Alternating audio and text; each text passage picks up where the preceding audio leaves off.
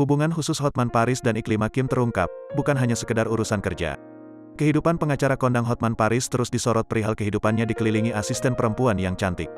Badai perseteruan pengacara Hotman Paris Hutapea dan Iklima Kim belum juga selesai.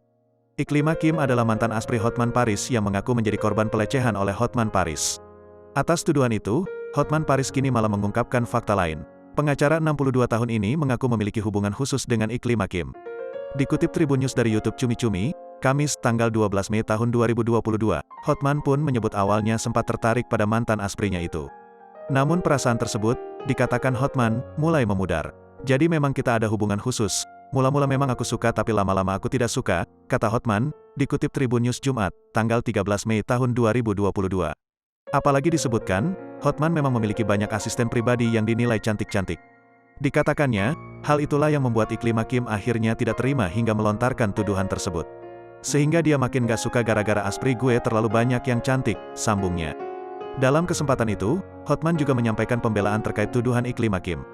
Diketahui, Iklima Kim menjelaskan dugaan pelecehan terjadi pada pertengahan Februari tahun 2022. Sementara, menurut Hotman pada akhir Februari hubungannya dengan Iklima Kim masih terjalin baik. Bahkan saat Iklima Kim sakit, Hotman sampai mengirimkan dokter dan suster. Lebih lanjut, disampaikan sang pengacara, Iklima Kim masih sempat mengirimkan foto seksi padanya. Pesan tersebut disampaikan Iklima pada tanggal 21 Maret tahun 2022. Dia bilang pelecehan pertengahan Februari, tapi akhir Februari dia sakit pun aku yang ngerawat.